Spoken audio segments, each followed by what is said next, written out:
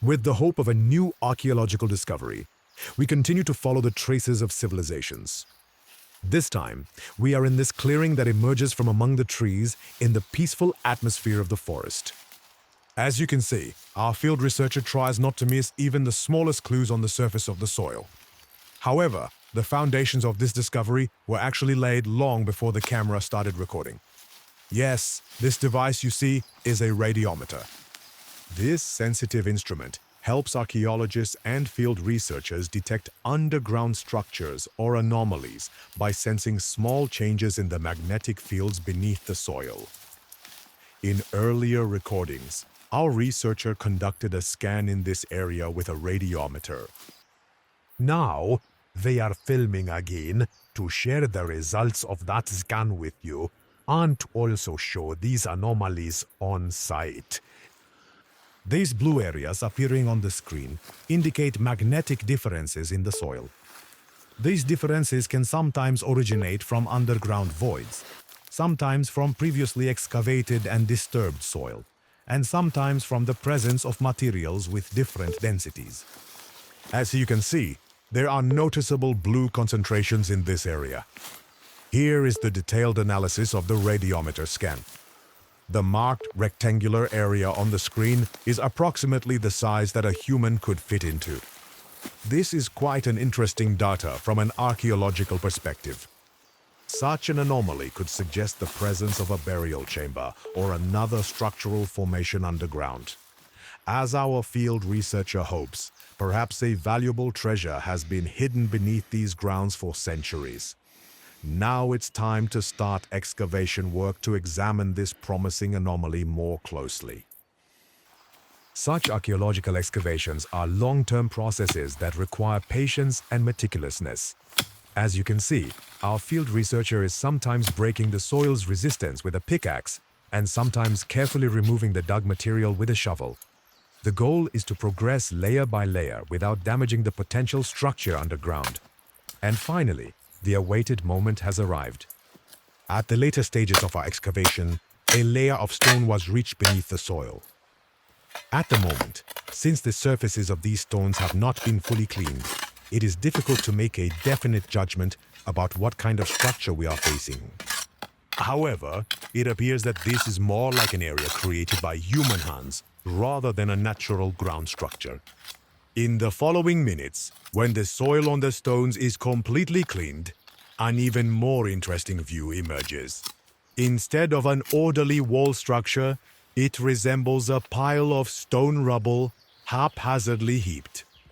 This is always intriguing for archaeologists.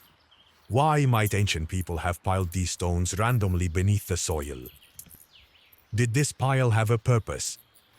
Maybe as a filling material, or perhaps the remnants of a destroyed structure. We will understand the answers to these questions more clearly when we see what lies beneath once we remove the stone debris. Now, all attention is focused on what is hidden beneath this stone rubble. Our field researcher will lift these stones one by one with great curiosity, and together we will unveil the curtain of this mystery. We carefully remove each stone, trying to unveil the mystery beneath. The first two stones do not indicate any unusual finding.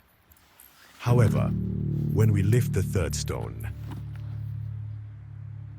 What's that? A human skull. However, this is not the type of burial we expected. In archaeological records, it's rare to find a skull directly under rubble stones like this. What could have happened here? Incredible! A sharp stone piece that pierced through the skull. This is a murder. It is clearly evident that this person was brutally killed. Now I understand much better why these rubble stones are piled up here so haphazardly. If only soil had been thrown over this person, wild animals could have quickly unearthed the body, and this terrible secret might have been revealed. It seems that after killing this person, the murderers piled random rubble stones on top to ensure they would remain here forever. Moreover, there is more. We also detected a fracture in the jaw part of the skull. This indicates there was a fight or struggle before the murder. And look at this necklace that was found on the body. The necklace coming out so tangled and in such a disordered manner is another evidence of a major struggle at the time of the murder. This tragic discovery reveals how a horrifying event once took place in this silent forest.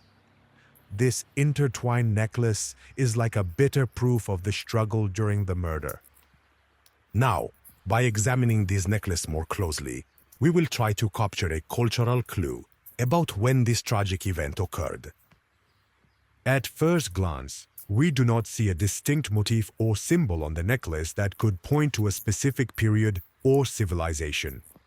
Although the material and craftsmanship provide a general idea, precise dating is not possible at this stage.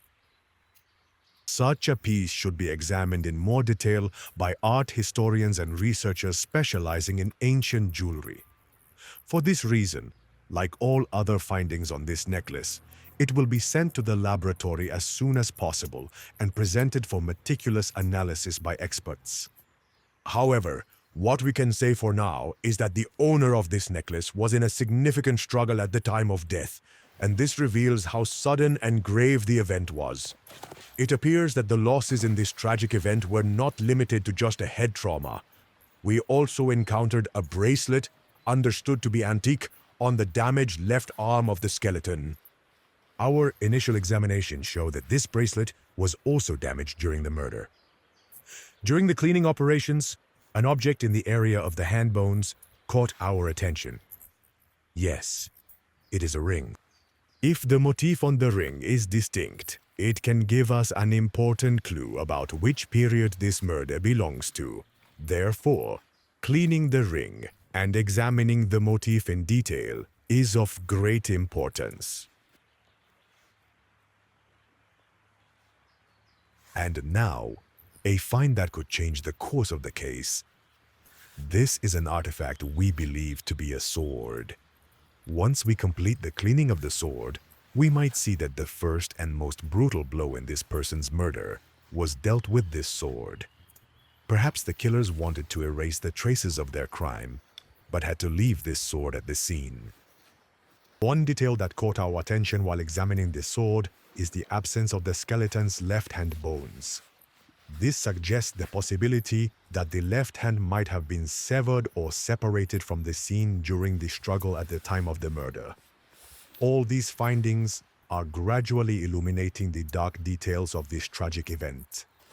And another finding that caught our attention is an embossed bracelet on the skeleton's left arm. According to our initial observations, this is a bracelet made of copper. We know that copper was frequently used in the making of jewelry and decorative items in ancient times. However, copper is believed to have some energetic effects on people, not just aesthetic ones. Copper is believed to enhance spiritual and physical energy, improve blood circulation, have anti-aging effects, and aid digestive functions. At the same time, copper, used in emotional healing practices, is believed to be a conductor of energy in the spiritual realm by cleansing negative energies and balancing the energy in our body, just as it conducts electricity in the physical world. And now, we take a closer look at the ring found in the skeleton's other hand. The motifs on its surface are quite clear, and our initial examination suggests that this ring dates back to the time of Roman Emperor Diocletian. Gaius Aurelius Valerius Diocletianus was a significant figure who ruled the Roman Empire from the year 284 to the year 305, and is also known for his persecutions of Christians. While calculating the time interval, from the years Diocletian reigned to today, approximately 1,720 years have passed since the year 305 AD to the year 2025. This once again reveals how old and valuable our findings are. The material the ring is made of is bronze. On the ancient Roman period, bronze was a metal commonly used in the making of jewelry and various items. Now, we are examining the broken copper bracelet we found on the skeleton's left arm. As seen, this bracelet consists of thin copper slices, and there is a section crafted from animal horn on it. This detail shows that the bracelet contains not only metal, but also an organic material. This can provide us with more information about the craftsmanship and materials used in that period. To ensure we miss no detail in such an extraordinary site, we are conducting a final inspection scan. Thanks to the point detection feature of the radiometer, we can detect the presence of metal objects very close to the surface. And yes, we are getting a new signal on our screen. Right here, at a spot where we previously thought we hadn't found anything.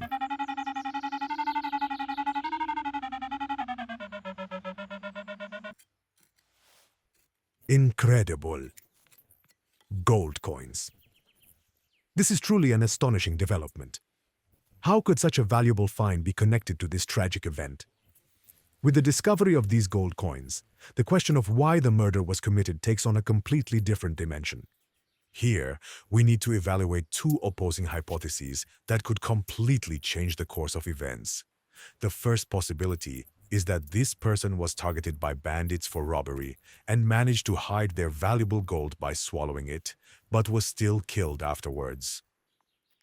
A second possibility is that this person was actually a thief and swallowed the stolen gold to hide it or to dispose of evidence. But this did not change the outcome, and he was killed. Initially, due to the necklaces and other items we found, we thought this person was a victim. However, with the emergence of these gold coins, an entirely opposite scenario could also be possible. Perhaps we are looking at a bandit, a thief. Of course, we need more research to reach a definitive conclusion. Yes, dear viewers, we have reached the end of our archaeological research filled with incredible discoveries. I hope you have enjoyed this mysterious and exciting journey. If you also want to follow these types of archaeological excavation videos and historical discoveries on our channel, please don't forget to subscribe and leave your comments, opinions, and requests on the video. We hope to see you in the next video as we unveil another mystery of history. Goodbye.